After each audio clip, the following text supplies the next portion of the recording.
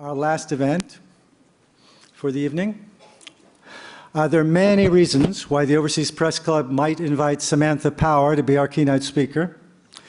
As U.S. Permanent Representative to the United Nations, she is at the center of the debate over every foreign policy issue, from the recent unpleasantness in Ukraine and Russia, to Syria, to Iran and North Korea's nuclear programs, to human rights violations in Burundi. Ambassador Power has long been outspoken against human rights violations, has had the ear of President Obama on national security matters, and has helped shape our foreign policy over the past 6 years. But an equally good reason to invite her is that she is a member of our tribe. She worked for years as a foreign correspondent, reporting from countries as various as Bosnia, East Timor, Rwanda, and Zimbabwe, writing for The Atlantic, The New Republic, The New Yorker, and other publications. She wrote a Pulitzer Prize-winning book on genocide called A Problem from Hell. And she was good at her journalism. Her friend Emma Daly, who helped persuade her to appear here tonight, tells me that by the time she left the war zone in ex-Yugoslavia, she spoke Serbo-Croatian well enough to translate for other reporters. So we welcome Ms. Power, both because she can talk with insight about the endless conflicts in the world and because she is one of us. Samantha?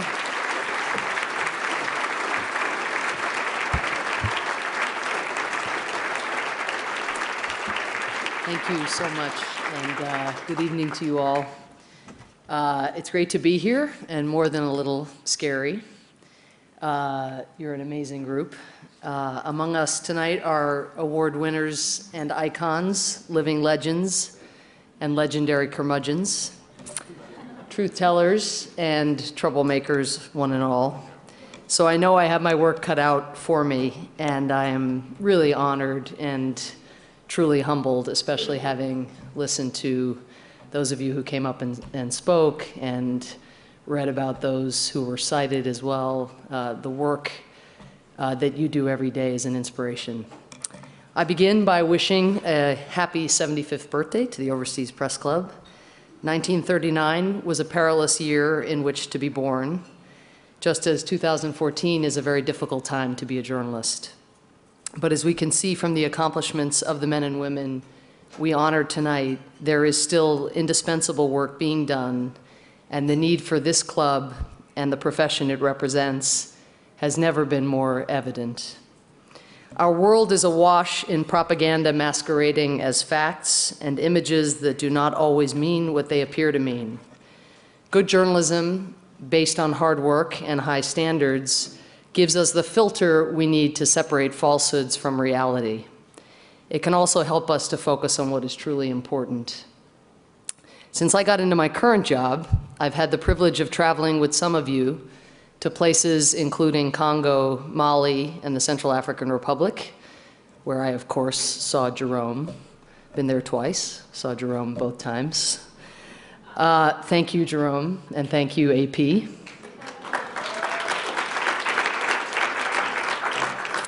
And I have read with care your dispatches from such places as Homs, Donetsk, and Juba. Have no doubt the job of opening our eyes to what many would prefer not to see will never be obsolete. I owe my own background as a journalist to a great mentor and some good fortune, probably like many of you. My first boss was a man named Mort Abramowitz, a career US diplomat who ran the Carnegie Endowment for International Peace and who had the sensibility of a crack investigative reporter. I interned for Mort not long after graduating from college.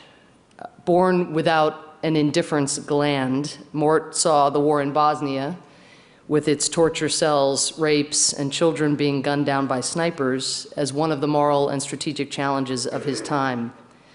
It wasn't long before I found myself asking whether there was something I could do to help out. But then I had a problem readers and journalists alike face every day. What could I actually do? I was a liberal arts major and had no obviously useful skills. I couldn't fly a helicopter, perform triage, or tell NATO what to do. The only thing I could imagine doing passably decently was string a few sentences together. So I decided to go to Bosnia to try to become a journalist, to try to help build those imaginative bridges that others had built to and for me. That I even thought to try to become a war correspondent, a fairly remote prospect given my cushy 20-something life in Washington, D.C., was because journalists like Kurt Schork, John Burns, Alan Little, Gary Knight, Gilles Perez, Ron Haviv, the list goes on, made it seem like a most noble profession. By luck, U.S. News & World Report had its headquarters in the building where I was interning. I banged on the door and was soon engaged in a catechism familiar to any job applicant and all of you. Current employment, intern. Reporting background, extensive. I covered an entire season of college volleyball, women's volleyball. Language skills, bad Spanish. Combat experience, parents' divorce. And so it went. Did US News make me an offer? Unbelievably, no. But on the way out, I asked if they would at least agree to take a collect call. Remember collect calls? If I telephoned from Bosnia, and they said yes, and the door was cracked. Today I have a new job and a new set of responsibilities. One of my responsibilities is to be taken to task by you, my former colleagues. This has taken various forms, as of course it should, but lately there is a particular question that is making the rounds that I would like to answer here tonight once and for all.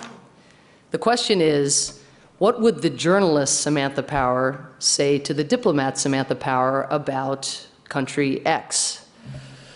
My answer is, it turns out the old and the new Samantha hang out together quite a lot. We talk about current events. And most of the time, we don't mind one another's company. But if ever the old Samantha Power gets shy about complaining about something that the new Samantha Power is doing or not doing, I can assure you that one of you will be there to pick up the slack.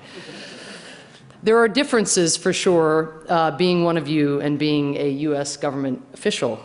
But we have a lot more in common than you would think. Skepticism abounds. First, none of us have the option of turning away from the world's toughest problems. And today, almost wherever we look, people seem to be refighting old battles or starting new ones. All the turbulence has caused some commentators to reminisce about the good old days. But in truth, daunting challenges are nothing new for your profession or mine. The Korean War, the Berlin Wall, the Vietnam War, the crushing of the Prague Spring, the Iran embassy takeover.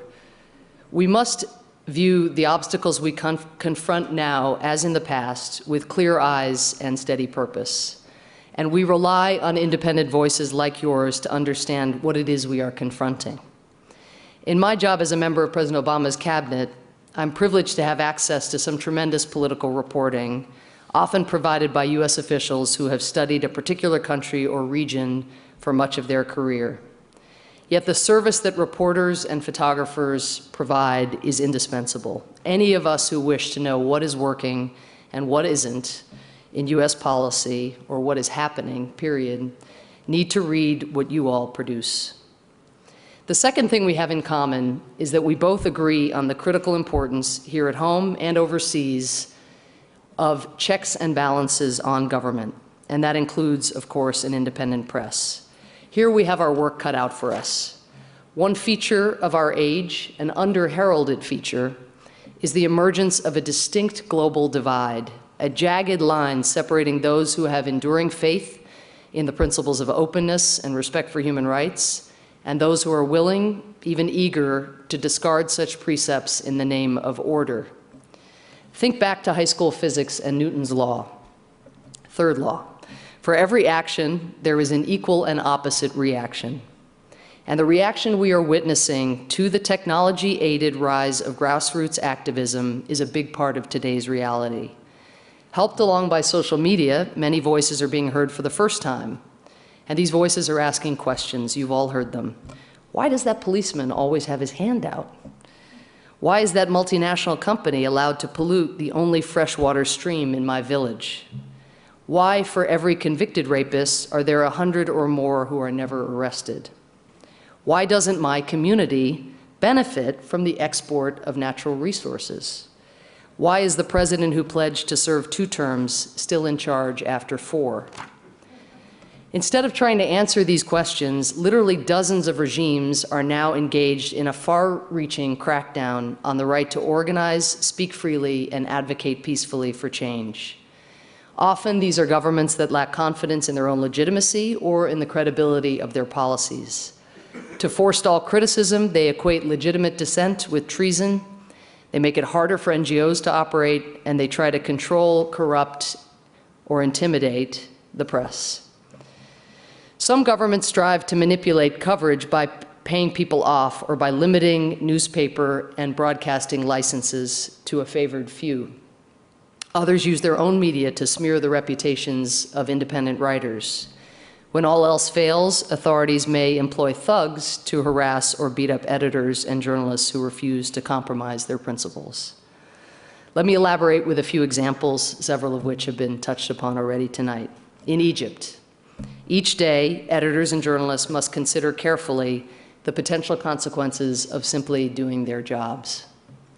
3 Al Jazeera journalists appeared in court again this week for the 6th time, charged with joining or aiding the Muslim Brotherhood. They are among more than 60 journalists, both Egyptian and foreign, detained and arrested since the summer. In nearby Ethiopia, Riyat Alemu worked as a columnist for a weekly independent newspaper. In June 2011, police came to the high school where she taught English and arrested her under a sweeping new law. She's been sentenced to 5 years in prison for her efforts to use independent media to challenge the government. The newspaper where she worked is now closed. In Russia, Sergei Reznik, a journalist and blogger, has been serving an 18-month prison sentence after uncovering local corruption and abuse. And although he was physically attacked with baseball bats and shot at while doing his job, the Russian government has held nobody accountable. Jose Antonio Torres Fernandez, previously a journalist at Granma, the official newspaper of Cuba, was arrested after he reported on the mismanagement of a public works project, just the kind of reporting that President Castro has publicly called for to promote transparency and accountability. He is now serving 14 years on trumped-up charges of spying. The list of repressive countries include the usual suspects, but also many, such as Turkey, that have free elections. Turkey's efforts to restrict the internet and shut down Twitter are making world news, but less visible is the fact that according to the Committee to Protect Journalists, they were the #1 jailer of journalists in 2013. Overall, the good news is that fewer journalists were in prison last year than had been in 2012. The bad news is that except for 2012, last year was the worst on record. By December's end, more than 200 media personnel were incarcerated and 105 had been killed in 2013 while doing their jobs. It is sobering and unacceptable that worldwide less than 10% of crimes against journalists lead to arrests or punishment. Often, investigative reporters become targets because they refuse to stop making connections between the criminal and the powerful. War correspondents, meanwhile, do much of their most valuable work while in imminent danger, as we've heard tonight. In the words of one newspaper man, quote, "To do journalism is to walk on an invisible line through a field strewn with explosives," end quote. Under President Obama, we have made support for press freedom one of the recurring themes of U.S. foreign policy. Each day, our diplomats demonstrate support for the right of people to speak, publish, broadcast, and otherwise express themselves without fear. We are working with allies and friends to defend civil society against those who would curb its ability to function. And we've encouraged leaders everywhere to recognize that the lasting stability that they claim to seek is not possible if they remove or weaken checks and balances on officialdom. In this context, it is all of our jobs to defend the inherent value of the democratic model of governance. A commitment to democracy is the third thing we share. though it is an idea that has become quite controversial, especially in places such as the Arab Middle East that lack a tradition of political liberty. A little more than 3 years have passed since a despairing Tunisian fruit peddler immolated himself in protest. The resulting upheaval gave previously repressed populations an overdue chance to vent their desires. But the Arab Spring has been accompanied, as we all know, by blurred lines of authority, social unrest, and of course, in places, civil war. Observers are once again asking whether democracy is inherently destabilizing. We have to tackle these questions head on. How can democracy be blamed for the lingering disorder in Libya, where Gaddafi ruled for 40 years without allowing even the most elementary form of democratic expression? How can democracy be blamed for the problems in Egypt, where decades of authoritarianism left power in the hands of a few while frustrating and dividing the majority? How can democracy be held responsible for an Assad government that gasses and barrel bombs its people, or for the flood of foreign extremists to Syria? And looking more broadly, democracy is surely not the cause of Russia's actions in Ukraine or of mass atrocities in such countries as the Central African Republic and more recently, South Sudan. What we have been witnessing and what you all have been bravely documenting is not the result of too much democracy. It is the toxic result of democracy's absence. Either countries have been controlled by a tiny elite for too long, or they lack the democratic infrastructure required to maintain internal unity and peace. Thus, a family in Syria may find itself trapped between those who have power and those who want it, while a family in the Central African Republic may suffer because there is no effective governing power at all. The contrast is stark between such countries and those from El Salvador to Indonesia to the Philippines that have undergone democratic transitions, given people space to speak their minds and participate in political life, and begun to realize the benefits of active political competition and meaningful government accountability. No democracy, certainly not ours, is without challenges. But democracy's great advantage is that it contains within itself the remedy for its own weakness. In an autocracy, ineffective leaders are able to sustain themselves and their destructive policies precisely because they are above the law. In a free country, leaders and ideas are constantly being tested against alternatives. This process of experimentation and renewal is rarely tranquil and never a panacea. But more often than not, extremists can be marginalized and fresh and more promising approaches can be put into place. There's also something infectious about actually participating in governance that most people in most places don't want to give up. Skeptics may argue, for example, that the Arab Spring has left much of the region unchanged. But beneath the surface, certain powerful trends are evident. The rise of social media, the questioning of old stereotypes, the unwillingness to remain silent, the expectation that one should have a say in who governs, and impatience with social inequity and corruption. These trends will have a profound impact over time. Now, people who write long, dark books about genocide do not tend to view the world through rose-colored glasses. And especially before this audience, there can be no sugarcoating reality. I and my administration colleagues are aware every minute of every day of how dangerous the world can be, and particularly for those of you who are trying every day to expose injustice. But we are convinced that those who fear freedom will have trouble sustaining their credibility amid populations that are becoming savvier and more electronically connected each year, more connected to what you write, what you photograph, what you broadcast. We believe that autocrats will do poorly in the competition of ideas if all they have to offer is the preservation of their own privileges and those of their cronies and friends. We believe that political domination will be progressively harder in a world where women are increasingly empowered. And we believe that the lies of dictators will be unearthed by journalists who will not be stopped. We face numerous obstacles today, as we have in the past, and we no doubt will in the future. But we, those of us in government and all of you in this room, also have tremendous assets, including a belief that we must confront the world's toughest problems, a commitment to checks and balances and accountability, and an abiding faith in democratic principles. And one of those principles is the right of journalists to accomplish with courage and vision what no one else can, to separate truth from lies and the trivial from what really matters. As Winston Churchill said, quote, "A free press is the unsleeping guardian of every other right that free men prize. It is the most dangerous foe of tyranny," end quote.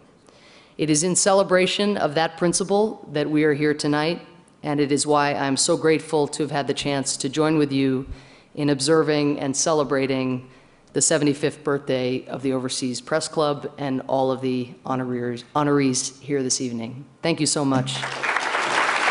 Thank you.